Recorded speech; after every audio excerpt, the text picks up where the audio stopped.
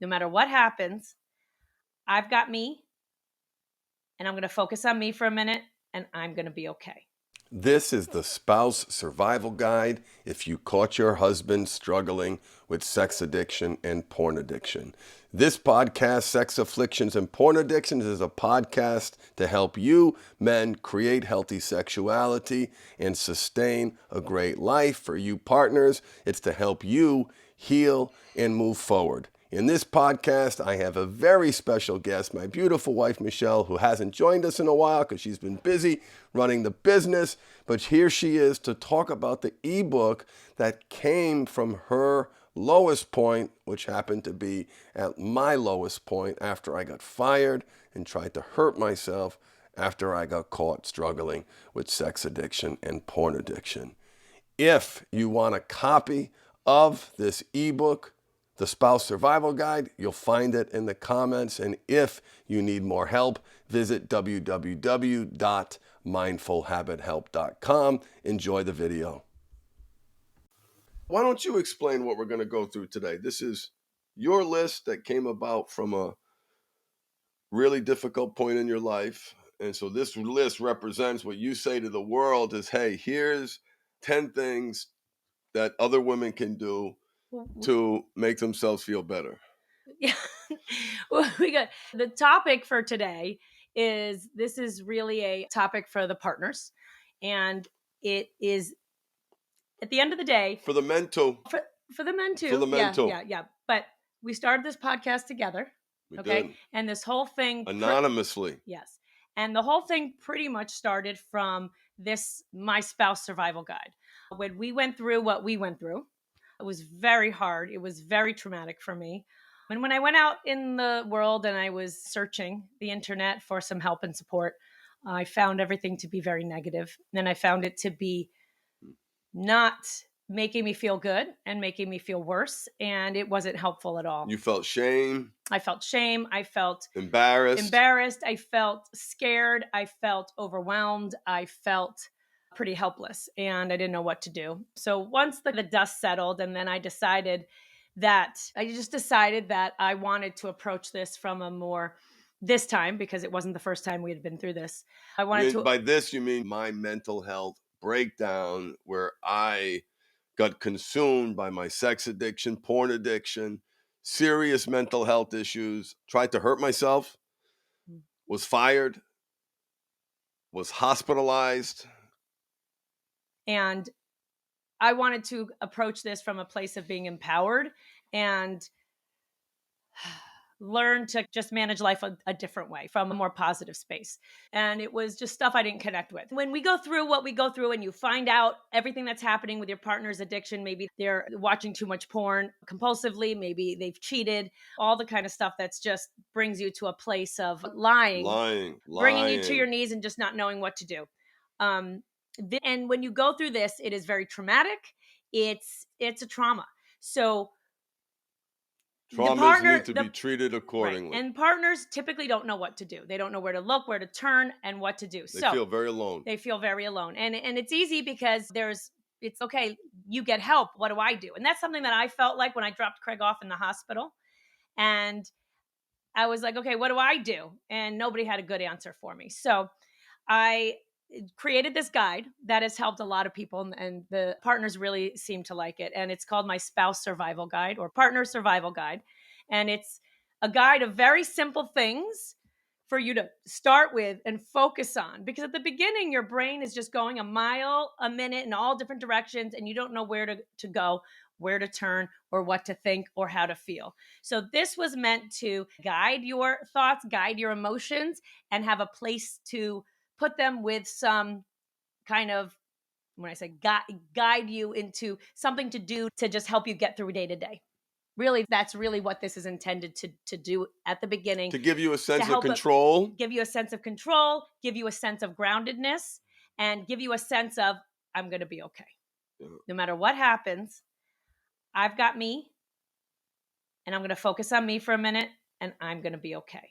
And that's what's probably the most important thing at the beginning. That's the heart of it. Yeah. That's the heart of it. So what we're going to do today is we are going to go through them at a high level. We're going to dive into each one individually at a later time where we're going to talk about each category and really unpack those, because I think there's a lot to be said about each of them. Yeah, there is. We'll have a couple of comments as we go throughout, but why don't you walk everybody through the 10. A woman has just discovered her husband's sex addiction or porn addiction. There's been lying about intimate acts. There's been secrets, and there is betrayal, trauma. These are some guidelines to help you create that sense of control. One just caveat that I want to say to everybody is different strokes for different folks. Not every method works for everybody. So it's very important for you to pick what works for you. Here we go. Take it away. Okay, so the first one is to allow yourself time to make any big decisions. But isn't that weak? What if she doesn't make a decision, right? There's embarrassment there, there's shame there, there's a lot of pressure to kick them out, to deliver ultimatums. Why is that actually empowering? Here's the reality is when you are going through this, your brain is just on fight or flight. You're Maybe freeze reacting. too. Fight, flight, Actually, freeze. fight. Yeah, actually, probably a lot of freeze. And you want to make a decision of what you think you should do because of something you may have read or things that people tell you or what you think that you have to do because you're in this situation, right? But I feel that is not the time necessarily for all people, for many people to make that decision because at that moment you are reacting from your fears and insecurities.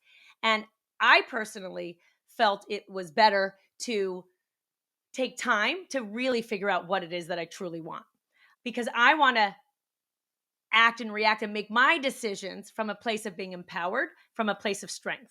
And I was not able to do that at the beginning. Because it was such a mess. It was such a mess. And I didn't want me staying to be a decision, and I didn't want me going to be a decision. I didn't know what was happening or what I was doing.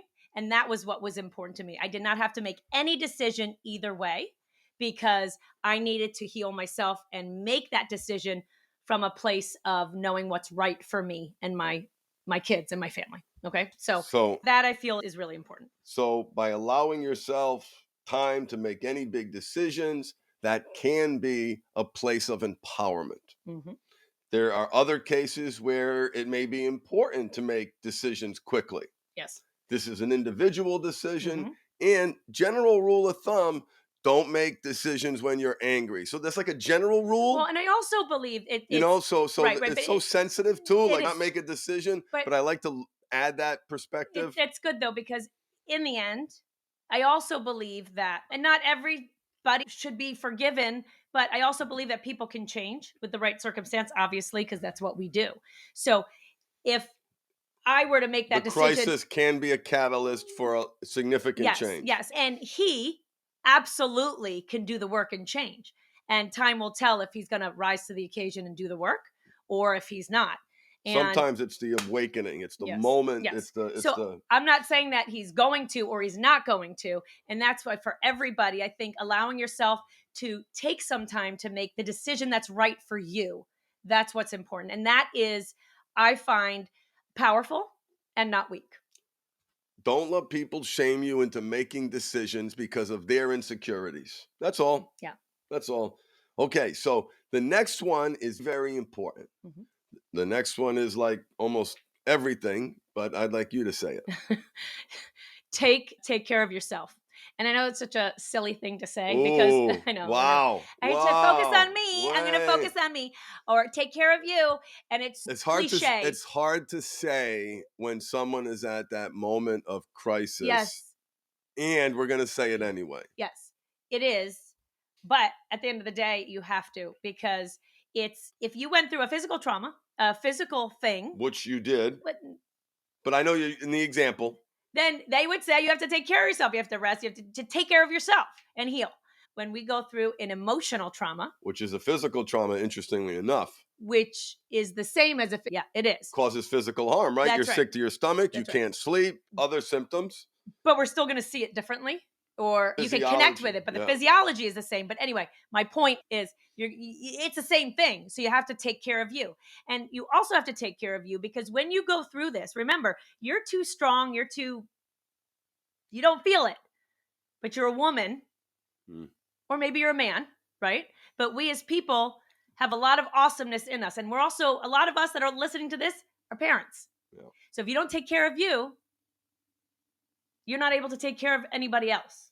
And I think that's really important too. So taking care of yourself, making sure you eat, sleep, exercise, hydrate, practice mindfulness, just so basic, but connect with somebody. Right. Connect. No, that's later. Oh, that's another one. Come on. Don't jump ahead. Sorry. That's not in the take care of you. That's not in our fundamental 5, but it's the basics of self-care. Right. And we forget to take care of self-care because you just have your habits, you go about the day and you don't think about those things. And when you're going through this, it's really apparent how much you don't, and you forget to do everything because you can't think, you can't sleep, you can't eat, or sometimes you maybe do the opposite. It just, you can't get out of bed. You're just eating for comfort, all that stuff.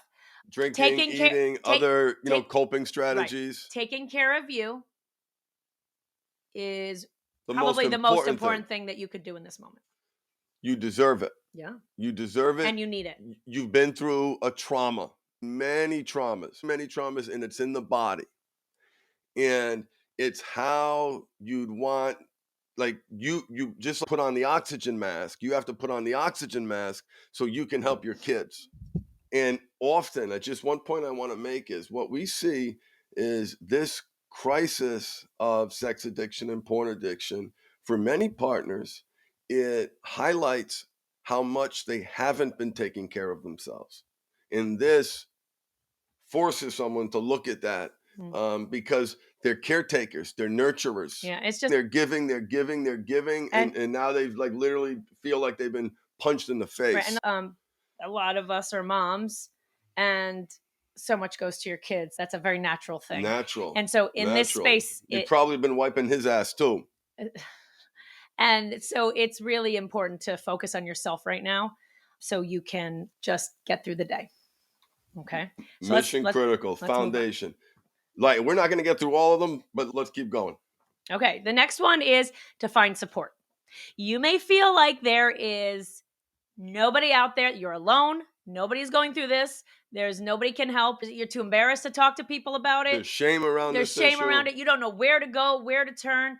The reality is, though, there's more people than you even can imagine going through this. You got to find a safe place to talk about it. Now, it doesn't mean that you have to go to your family members. No. I didn't do that with mine. I did once. I had to go on TV, and then I had to say something. But going to my family wasn't my first place, but I did go to some friends that were my college friends that know Craig and know everything that we had been through. Another meltdown. And there's a therapist, there's counselors, there's coaches, there's community there's groups. Communities. We have a partner program. There is people that talk about it online. There are people out there. There is support, places for support. And we're going to talk about some of those specific places of support in another podcast and another post and other videos. Connection can be really powerful because feeling alone makes you feel worse. You are the only one. I'm not going to get through this. And having somebody to support you through this can be really helpful in these moments. And the reality is the numbers of people who are struggling with these precise issues is absolutely staggering. Yeah. It has grown exponentially and it continues to grow. You are not alone. That's right. You are not alone. Now, one comment on reaching out for support: reach out to support that's going to lift you up, not bring you down. That means that some people who you might use on support for some things might be judgmental, might be critical, might have push you to do something that we just talked about in step 1. Allow yourself not to make any big decisions. Take space for yourself to heal. It is important when you reach out to support to be mindful of how sensitive these issues are and set a goal for yourself to reach out to people who are going to lift you up. And that's not always easy, but it's important to have that and support the decisions you're making. Heart. Right. That's there are people who are going to support the decisions that you're making. No one can get in your shoes. No one can judge you, and no one should shame you for doing what you're doing. Right. So finding support is really important. And please, if you're listening to us live, welcome. Craig and Michelle from the Mindful Habit. Our website is mindfulhabithelp.com. And we do have a program for spouses. It's the Partner Empowerment Group. And essentially, that is our betrayal trauma treatment healing program. Great community of women, expert support, and some videos and exercises that help you move forward quicker. That's really what all this support is going to do. Move you forward quicker so you don't have to stay stuck. Right. Help you heal and move forward from a place of empowerment for you. It sucks. Yes. You don't want to stay But I here. will say this, it does suck. Horrifically. Worst thing ever. But like I've said this before, like within the community, I haven't said it on the podcast because I haven't been here in a long time, but I would never want to go through what I went through again. And the growth opportunity that it provided for me, I'm not sure that I would change it either, because I'm who I am today and I'm where I am because it forced me to do some work on myself that I really needed to do. And that was focusing on me and what I wanted and who I wanted to be, because I really got lost in that with Craig and his challenges and my kids. And just, this was eye-opening for me, and important for me to go on this empowerment path and this empowerment journey. And so I'm proud of that. Yeah, I was a terrible husband. So I just want to be absolutely abundantly clear about that. It's important, I think, to let these women know, or men who are watching, we know what you're going through, and let's take on to the next one. Okay. The next one is feel your feelings without judgment. Now that's a hard one. What does that mean? I know. What does that mean? Because to you have feel your feelings without judgment. You have so many feelings, and they're good. They're mostly bad right now. And we, in our heads, will judge those feelings, right? Like we'll judge that you're scared or you're traumatized and you're judging them. Like you feel weak. You can't feel. You blame yourself. Right. And it's like I said to myself, oh my God, like what kind of person would have been with you all those times before this, instead of me just feeling bad in the moment for what was happening. And I always really truly believe too that you could feel these feelings of despair, right? And pain and all that. But you can also let positive sit there with it, because it doesn't take away everything. And that's how sometimes we feel like it's all or nothing. And so if it's all, it's bad. And you really I like that description. Yeah. It's not all or nothing. And this is horrible, but I can also have this. And so learning, which is really hard, learning to have all your feelings sitting side by side is a real learning. That's a really hard thing to learn to do, but really important for us to really understand our emotions, allow them to sit there together without smothering each one of them or judging each one of them, right? Because you've got to let your feelings pass through you during this. Right. You've got to feel them. You've got to process them. But it also doesn't have to be everything about everything in your life. There is some happiness that you have in these moments, right? What I found my happiness was with my kids. So I didn't want to be able to take away the time and energy I have with my kids, because this is completely overwhelming me. So, but I had to feel my feelings and I had to not run away from them either, because they had to be felt. I couldn't stuff them down, but I couldn't let them take over completely either. It's a paradox. Even though it feels like it's going to. It's a paradox, and I think it's one of the ultimates of self-help. Yeah. Being able to sit in the pain, because if you don't feel it, it doesn't go away. There's a tendency for some spouses the pain is so great, they have to escape from that pain. Alcohol is an example of how people escape from that pain. Right. So they have to escape. So you have to feel it. You have to feel it. If you don't feel it, it doesn't go away. That which you resist persists. Right. But you have to feel it in a way where it doesn't completely overwhelm and take over. So what you're describing is perspective, allowing the light to shine in when there is light, taking time to focus on the positive, as difficult as that may be.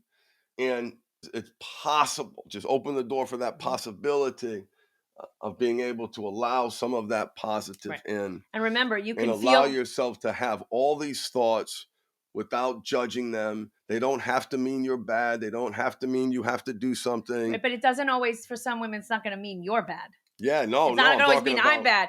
Is that not, it's obviously you did something bad, but it means it sometimes means that I'll never recover. I'll never be able to move on. You've the taken everything from devastation. me. You've Yes, taken yes. everything from me. The cognitive Right. distortion is called catastrophizing. Right. And it feels that way, and it really does. But and it's okay to feel that, to feel it, but just remember that doesn't You are a strong woman, and you've overcome so much to get where you are. This is your hero's journey, and that's and it's terrible, and it's horrible, and you're strong. and feeling your feelings and knowing that you're going to get through this. And that's really all it is at this point. That's it. Is just knowing you're going to get through this, You are going to get and through this. you're going to get through this. It just might take a little time and a little self-nurturing. Okay? Okay. It doesn't feel like that in the moment, though. No. Right. Let's do one more. Okay. Okay, the next one was practice mindfulness. That sounds so ridiculous at that lowest point. I like to start with that because I want to acknowledge that. I'm not disagreeing with you. No, I know. I was going to say, however, it does sound ridiculous, and it sounds who wants to do mindfulness, but it was the only thing that helped me survive. Reduces depression, reduces anxiety, reduces PTSD. You have like PTSD symptoms. Yes. And men, your partner right now literally has PTSD symptoms. Remember that and be kind. And that didn't even go through my head at the beginning. Why mindfulness was so important for me. And for that reason, practicing mindfulness in life is really important, especially when you're going through these things. Because it calms the mind, it helps the ruminating thoughts just calm and stop and being and helps you be present, right? But at the end of the day, it was the only way.